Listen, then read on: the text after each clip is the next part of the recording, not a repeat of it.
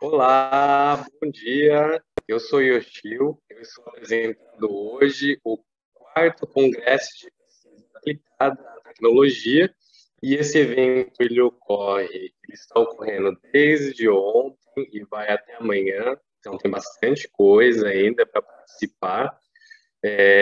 Esse congresso ele tem o foco na ciência, na saúde, na tecnologia, como uma ferramenta de transformação e conscientização da sociedade. E hoje é, vamos ter um mini curso com o tema de produção de biovidro com um mestrando da Univap e também já engenheiro, o Kennedy Wallace dos Santos. Bom dia, Kennedy. Tudo bem com você? Bom dia, tudo certo? Um prazer estar aqui participando desse evento. Ah, que legal. É um prazer nosso receber esse conteúdo que você vai passar para a gente hoje. Fique à vontade em compartilhar a sua tela e também para começar a sua apresentação, tá bom? Vou compartilhar aqui.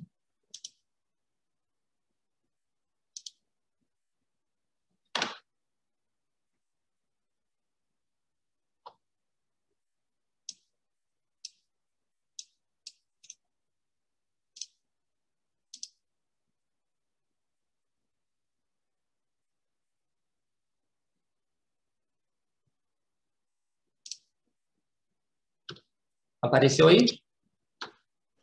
Apareceu sim, tá ótimo. Então, vamos lá. Bom dia a todos. Eu quero agradecer primeiramente por essa oportunidade de estar aqui, né, expondo um pouco do meu conhecimento para cada um de vocês. Espero contribuir no acréscimo de conhecimento sobre essa área de biovidro, que é uma área muito ampla, que está sendo bastante estudada ultimamente. Vamos para a apresentação pessoal. Meu nome é Kennedy, eu sou engenheiro químico formado pela Univap, também sou tecnólogo em petróleo e gás, e agora estou mestrando no programa de processamento de materiais também da Univap, com enfoque justamente em biomaterial, mais especificamente em biovidro. Bom, esse vai ser o cronograma da nossa apresentação de hoje. Vou falar um pouco da história do vidro, a definição de vidro, a composição do vidro. Vamos falar depois de biovidro e os tipos de processamento de biovidro e as aplicações no mercado que está sendo utilizado. Bom, a história do vidro. O vidro, ele foi, como muitas outras invenções, né, ele foi descoberto por acaso por navegadores, enquanto eles estavam fazendo uma fogueira na praia. Eles pararam na praia, fizeram uma fogueira utilizando tijolos de calcário, e a ação da alta temperatura com esse tijolo de calcário e a sílica da areia da praia deu origem à formação de cristais de vidro, né?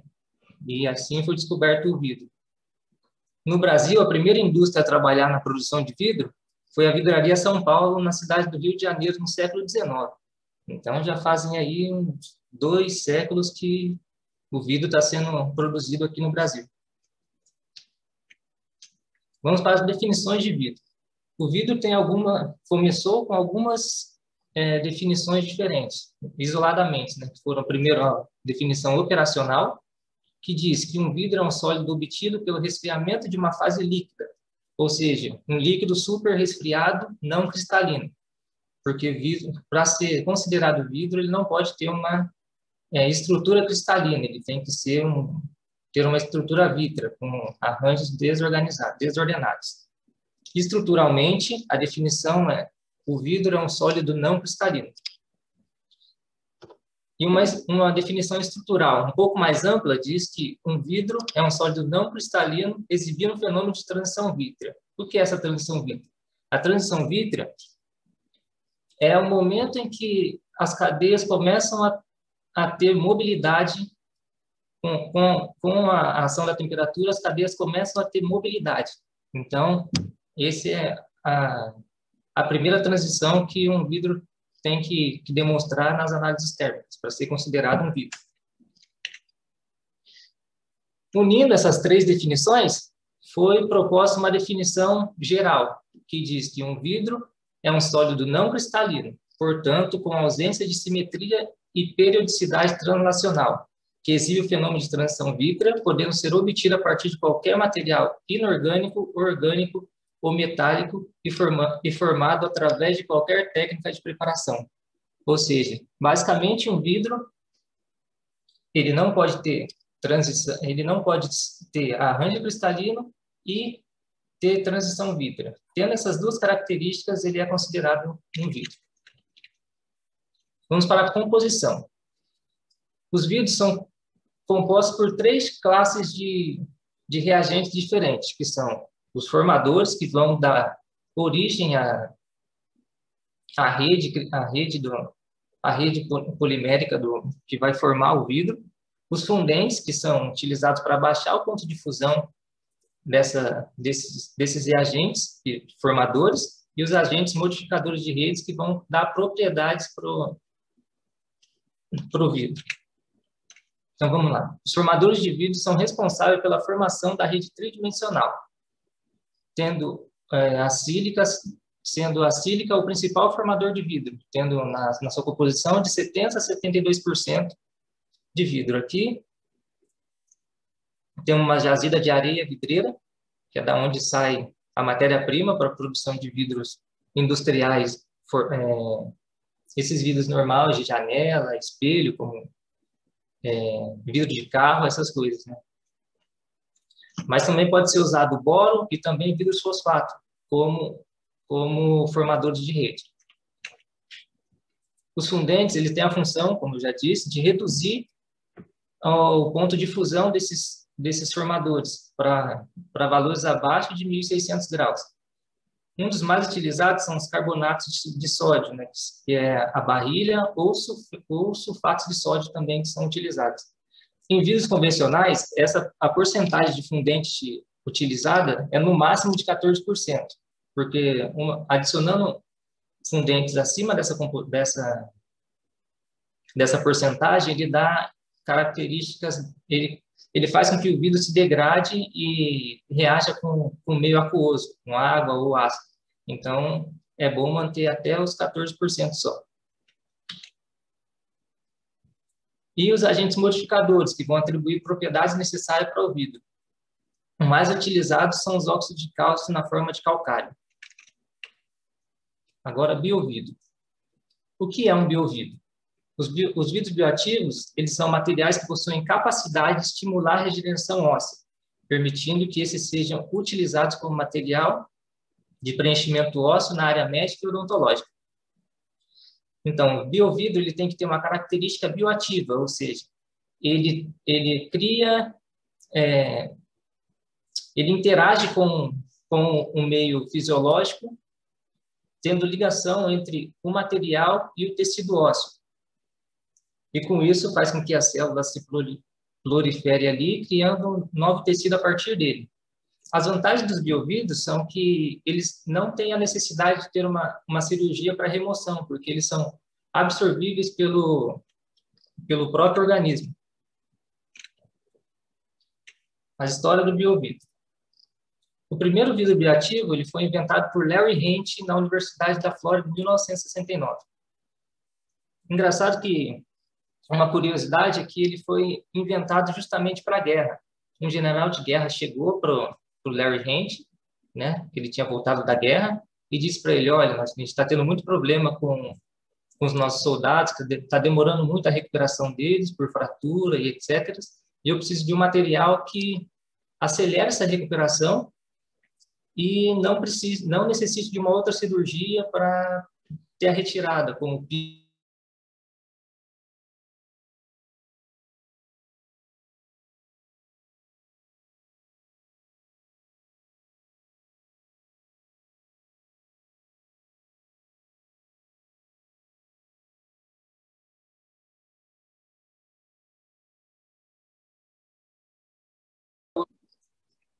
E outra curiosidade é que esse material, quando ele descobriu, fez os testes e tudo, ele formou uma ligação tão forte com o osso que não poderia ser removido sem que o osso quebrasse novamente, mostrando a propriedade de osteointegração desse material.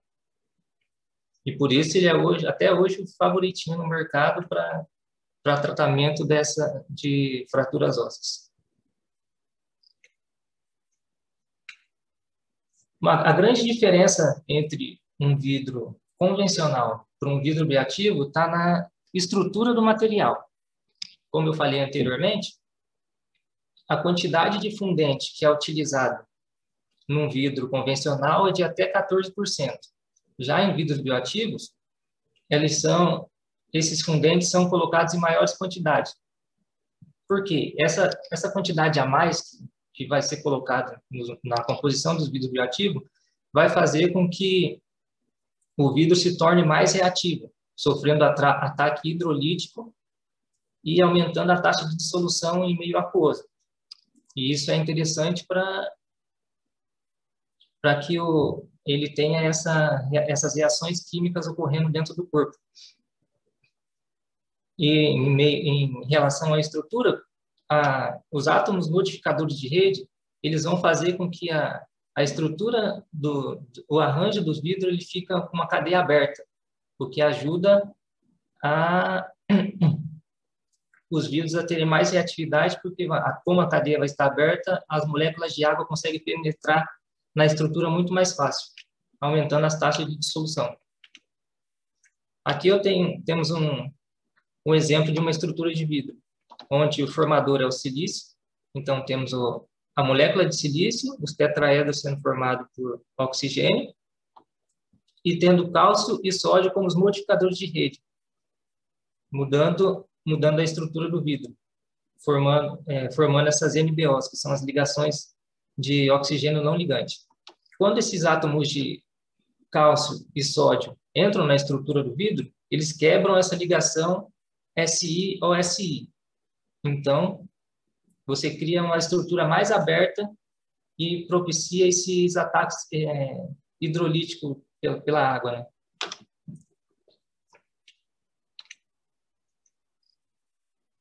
Outra diferença dos vidros bioativos para os vidros convencionais é que os vidros bioativos apresentam uma superfície altamente reativa, capaz de liberar íons em solução.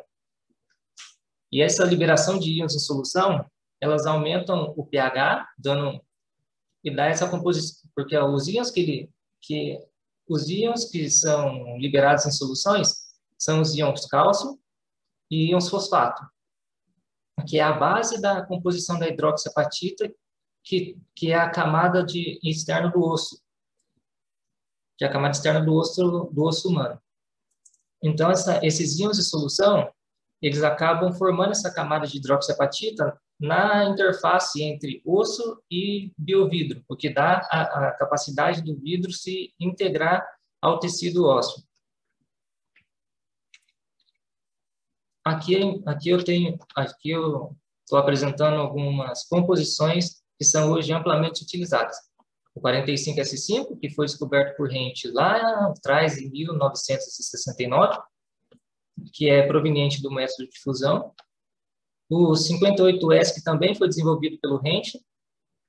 Alguns anos depois, ele descobriu o 45S5. E ele desenvolveu esse produto para ter um produto que seja produzido em temperaturas mais baixas, com propriedades bioativas um pouco melhoradas em relação ao 45S5. Eu vou falar um pouquinho mais para frente do método Sol-Gel, que é o que o 58S ele é sintetizado. 70S e 30C, que também é pelo método Sol-Gel, e muito utilizado para revestimento de implantes. E o 53P4, que é o vidro proveniente por fusão, e ele é utilizado para tratamento de osteomielite, se não me engano. Tratamento de osteomielite, ele tem propriedades bactericidas.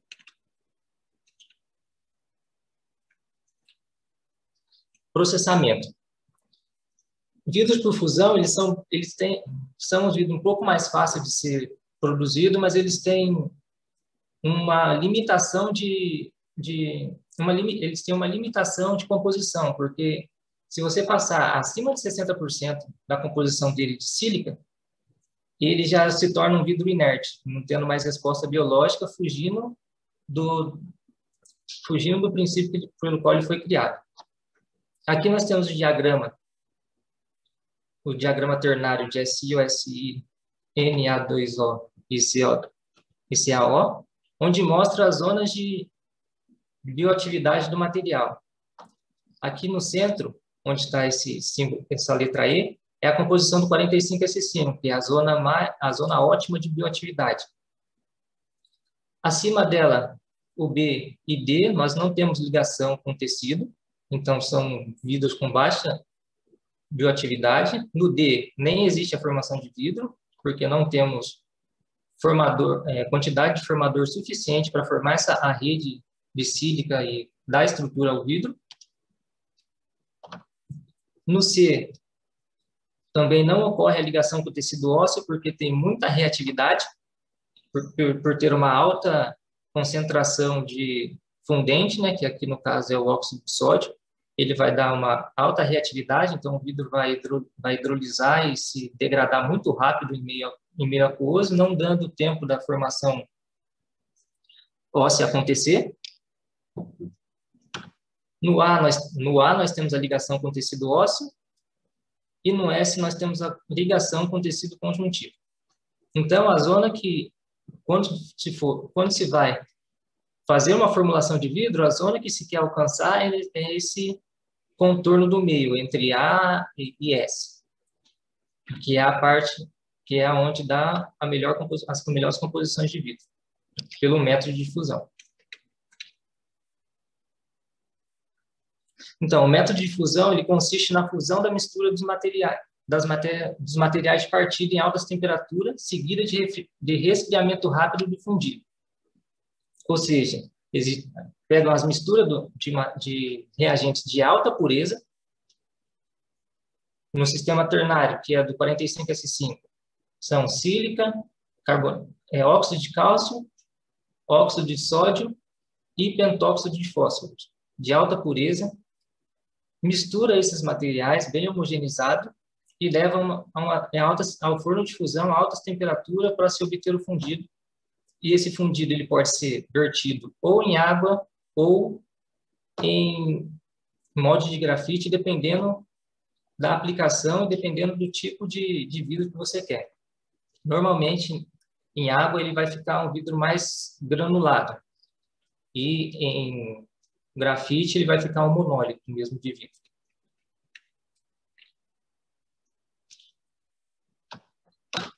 Aqui nós temos um diagrama da formação de vidro, porque se o vidro ele tiver um resfriamento muito lento, ele pode tomar caminhos diferentes, não vindo para a formação de vidro, e sim propiciando a formação de cristais.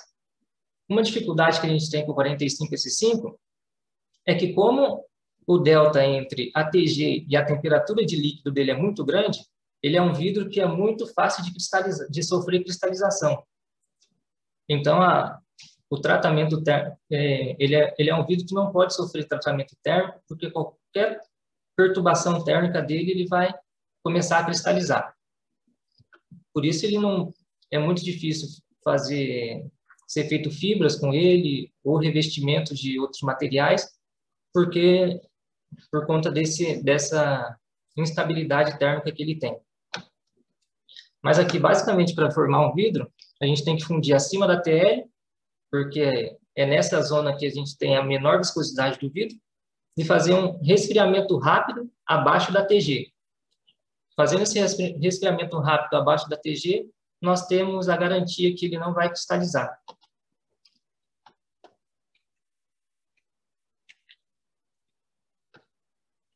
A temperatura, aqui a gente vai falar um pouco da temperatura ideal para se fundir.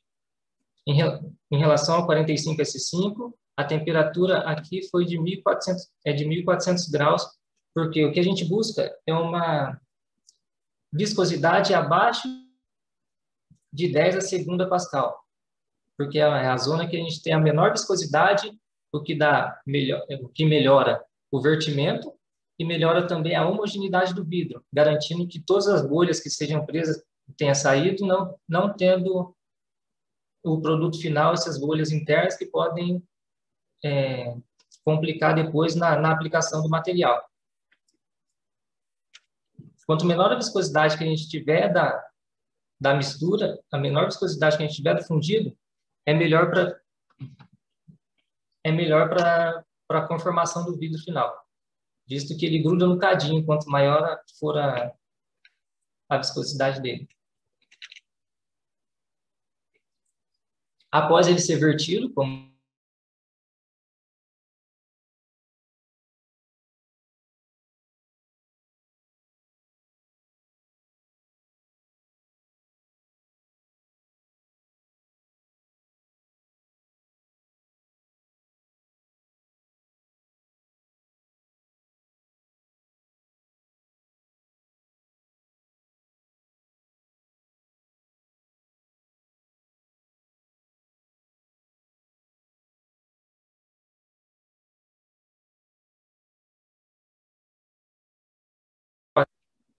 e forma as ligações NBO.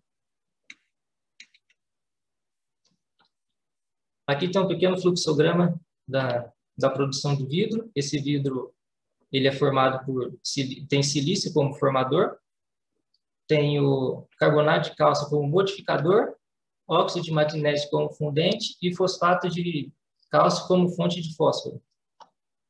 Então, ele passa pela mistura, homogenização, secagem, desaglomeração. Essa secagem aqui é quando a mistura é feita por meio de moagem a úmido, né? Utilizando o etanol ou álcool isopropílico.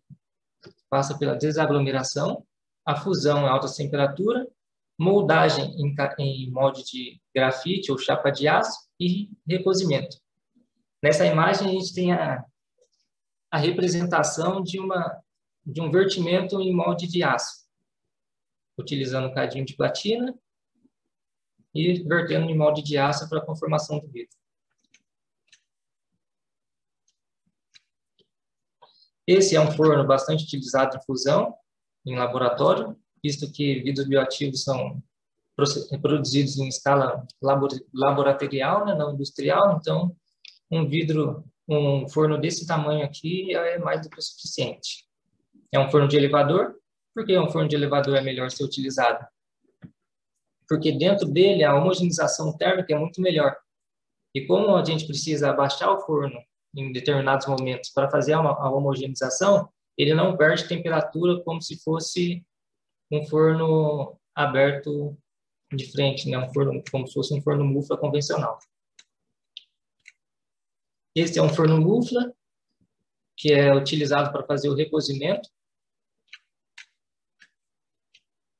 E esses são os cadinhos de platina. O cadinho de platina ele é o que é indicado para a fusão de biovidro, porque ele elimina a contaminação, né? Você não tem o problema de pegar contaminantes no vidro. Se fosse com cadinhos cerâmicos, a gente tem o problema da corrosão do cadinho, porque o fundido de vidro ele é muito, muito corrosivo. Ele acaba tendo um ataque no cadinho de alumínio, cadinho de zircônia, e esses elementos acabam difundindo para dentro do fundido, o que dá contaminação no nosso vidro.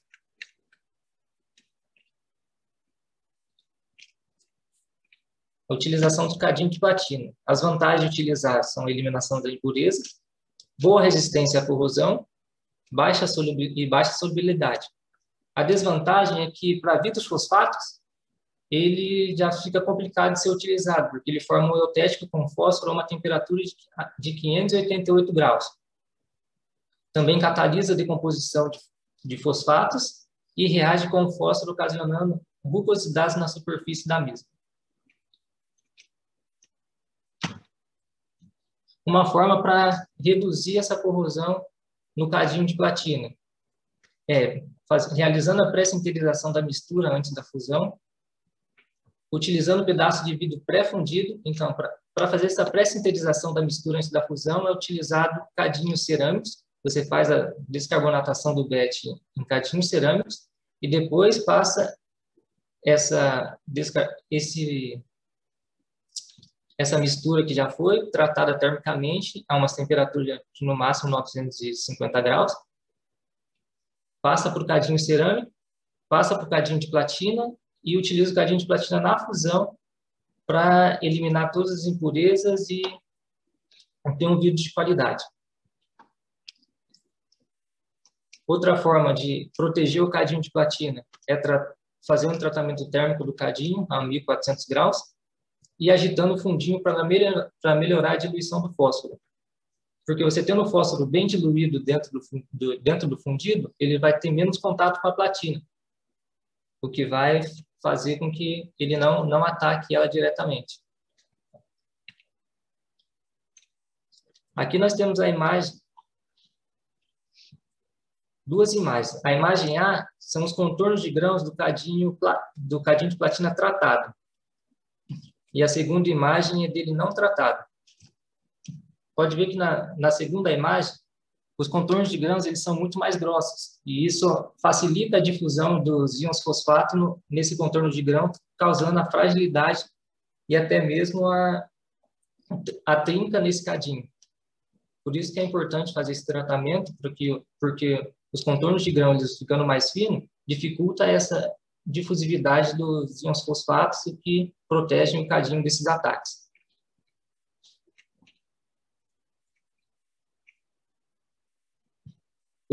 Outro método de processamento de vidros bioativos é pelo método de sol gel, que é uma rota química, diferente da rota de fusão, que é uma rota física, né? Você faz a mistura, funde, e tem o vidro no final.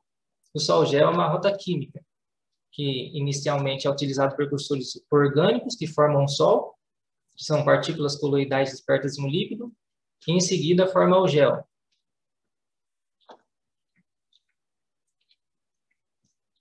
As etapas do processamento de sol gel são a mistura dos precursores mais catalisador de hidrólise. Então, você mistura os precursores, que normalmente é TEOS, que é o precursor de silício, o catalisador de hidrólise, que pode ser ou algum ácido ou alguma base, porque depende do que você quer, da estrutura que você quer do vidro. Você pode fazer catálise básica ou catálise ácida. Água e álcool para dar a miscibilidade entre o TEOS e a água. A próxima etapa é a gelificação, que pode demorar de alguns minutos ou até mesmo alguns dias, depende da composição e do método de síntese que é utilizado. Na gelificação, você pode catalisar, essa gelificação pode ser catalisada adicionando alguma base, se a hidrólise anteriormente da mistura foi feita em meio ácido, ou por algum ácido se a hidrólise foi feita em meio básico. Esses catalisadores eles vão parar a reação de hidrólise e favorecer a reação de policondensação. Então, a reação é praticamente instantânea, dependendo da concentração do catalisador que você coloca. Também pode ser catalisada através de temperatura. Você pega essa mistura que foi feita anteriormente aqui e leva ela para a estufa a uma temperatura de 60 graus, mais ou menos. E em 24 horas a gelificação ocorre. Mas tudo depende do que você quer do vidro final, de quais propriedades você quer, tamanho de partícula e etc. Depois dessa gelificação, passa para o envelhecimento, que é o aumento da resistência desse gel e o encolhimento.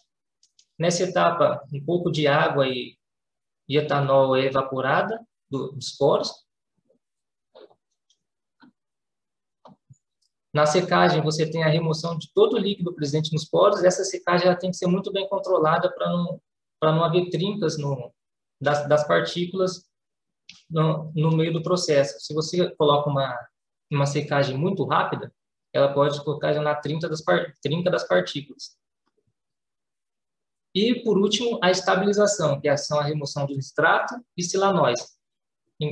E também é muito importante essa etapa de estabilização, porque é nela que o cálcio vai entrar na estrutura, formando aquelas ligações NBO que são favorecíveis à bioatividade do material. Essa etapa de estabilização normalmente é realizada entre 600 e 850 graus. Então, é um processo que acontece em muito menor temperatura do que o processo de fusão. Isso já é uma coisa que favorece muito, quanto em custo, quanto em propriedades do material. As caracterizações realizadas para comprovar se aquele vidro é realmente um vidro bioativo, se é um vidro de qualidade, e se é um vidro que vai dar bons resultados lá na frente, são, basicamente, as bases. A estrutura vítrea, que a gente vê por difração de raio-x, ele tem que apresentar caráter vítreo, não apresentando nenhum tipo de pico. No DSC, nós vemos o comportamento térmico dele, o comportamento térmico dele quando submetido à temperatura, né? Então, nós vamos ver a faixa de transição vítrea, os picos de fusão e cristalização. Bioatividade, que é um ensaio onde a gente pega esse material e coloca em fluido corporal simulado por determinado tempo e avalia a formação daquela camada de hidroxiapatita na superfície do material. A estrutura de ligação química por FTIR. Na estrutura de ligação química também tem que aparecer aquelas bandas NBO, nós vamos ver aquelas bandas NBO sendo bem acentuadas, mostrando que o vidro é um vidro de qualidade.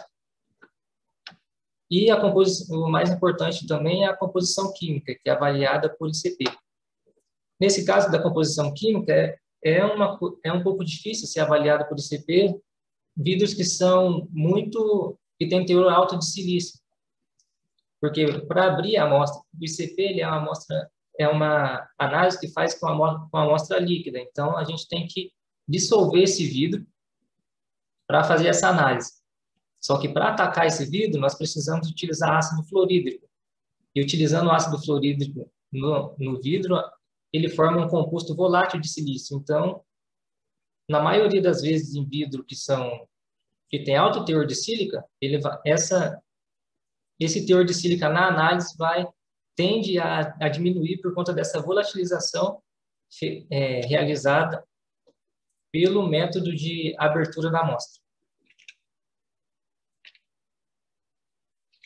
Agora, fazendo um comparativo entre os dois métodos, nós temos as vantagens e desvantagens de utilizar o método de fusão ou o método de sol-gel. As vantagens do método de fusão é que ele dá maior resistência mecânica ao material, visto que é um vidro que não tem poros, é um vidro denso, então a resistência mecânica dele vai ser mais elevada em comparação aos vidros de sol-gel.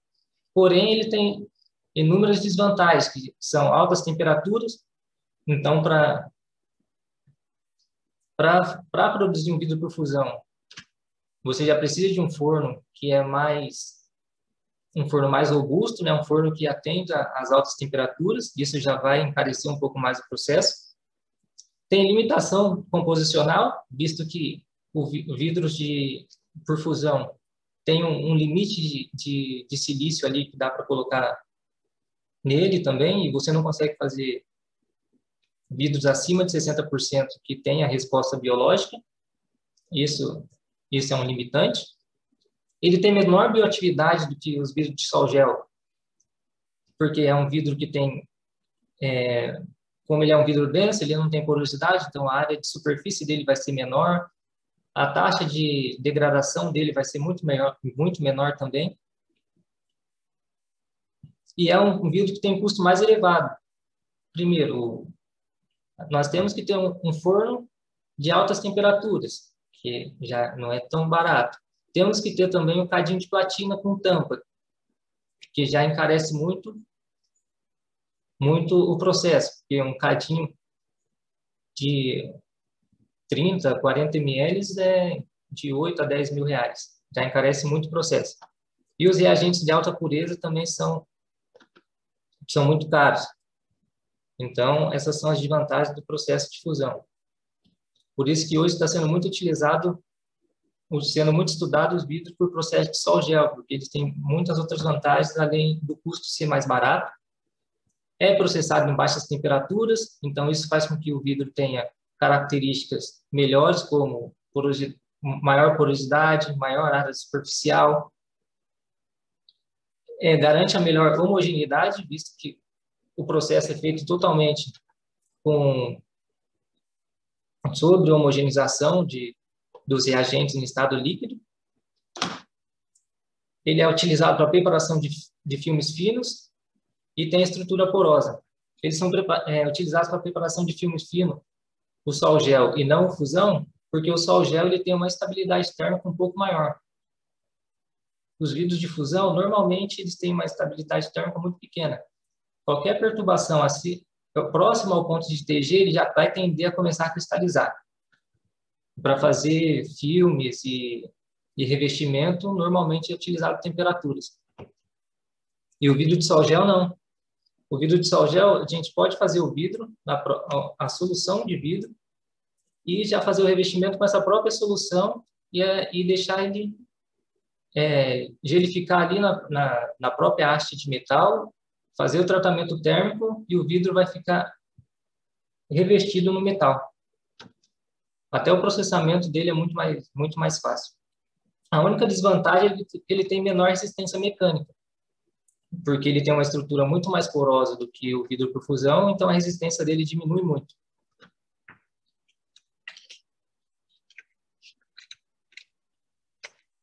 Aqui nós temos algumas aplicações. Fibra para tratamento de feridas de pele, revestimento de implantes metálicos.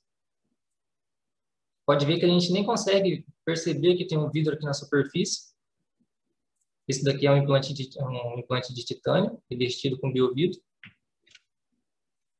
Esqueci de uma outra desvantagem do processo de sol gel. Uma outra vantagem, né? A vantagem é que a gente consegue fazer vidros que vão até 80% de sílica, mantendo a bioatividade, mantendo o bom desempenho em tratamentos ósseos, em tratamento de fratura óssea.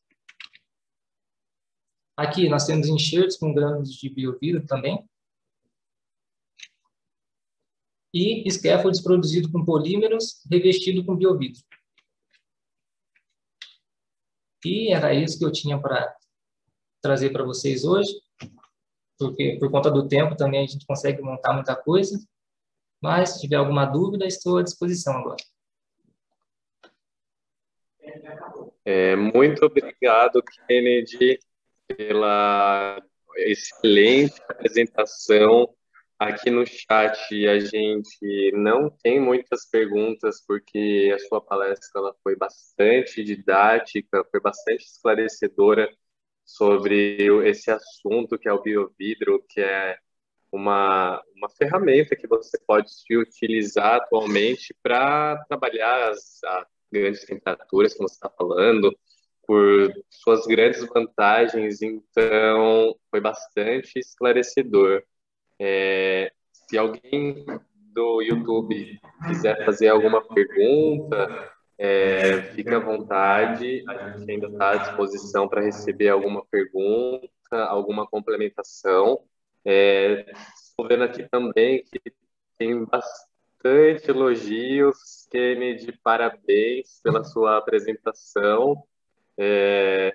E fica aberto, se você quiser fazer alguma contestação, quiser fazer alguma complementação sobre o que você falou hoje, fica à vontade, esse espaço é seu, tá? Eu quero agradecer mais uma vez por essa oportunidade de estar aqui participando desse evento, né? Acho que é o primeiro evento que eu participo falando, dando alguma palestra. Estou até um pouco nervoso ainda, que é a primeira vez, não é de costume, mas muito obrigado pela sua oportunidade de estar aqui mais uma vez, na universidade que eu me formei e estou me formando de novo, porque eu tenho um carinho muito grande. Só quero agradecer mesmo. Bom, Kennedy, eu também tenho que agradecer a sua participação como coordenadora do Compat e dizer que realmente, como eu falei para o Wanderson, é um orgulho muito grande ter vocês aqui conosco, voltando para a Univap para continuar, né, os estudos de vocês. Você é um velho conhecido aqui do Instituto de Pesquisa, já há muitos anos trabalhando, como no chat do YouTube foi falado, né, cria da professora Ivone. E a gente tem muito orgulho de você estar conosco. E como também aconteceu com a palestra do Wanderson, é muito legal porque a sua palestra também teve, sua apresentação, né, sobre o curso, também teve muitas participações de universidades de fora da Univap, né? Então, a gente tem aqui alunos da Unifei, participantes da Unifei, da USP, da Unesp. Então, a divulgação científica que a gente está fazendo é muito importante. E relacionado aos biovidros, né? Você hoje, você desenvolve um trabalho junto com uma empresa aqui do Vale do Paraíba, então isso é muito bacana, que a gente tenha pesquisa aplicada no seu trabalho, no seu desenvolvimento todo. Isso é muito importante para a gente e acho que para o crescimento de vocês também. Então, eu quero só parabenizar a você pela apresentação, pela parceria que você tem com as empresas e agradecer mais uma vez, tá bom? Bom, gente, agora eu vou deixar para o... Pode falar, Kelly, desculpa. Não fala nada, não. Bom, esse finalzinho é sempre um bate-papo mais descontraído, né? Porque, afinal, somos todos da Univap, então a gente já se conhece há algum tempinho. Convido os participantes que são de fora da universidade, de fora da Univap, se tiverem interesse em conhecer, em fazer alguma parceria, conhecer os nossos laboratórios, estamos abertos a parcerias, a visitas. Então, todos vocês que não são daqui de São José, ou que não são da Univap, estão convidados a conhecer a nossa estrutura, a conhecer os nossos projetos. O evento é desenvolvido pelo Programa de Mestrado Profissional em Processamento de Materiais. Mais informações eu vou deixar aí no chat do YouTube para vocês conseguem pela página do programa. Contato dos professores, os projetos de pesquisa, inclusive essas apresentações que estão tendo esse ano e as do ano passado estão disponíveis para assistir muitas vezes na página do nosso programa. Yoshio, agora eu deixo com você para encerrar a nossa sala.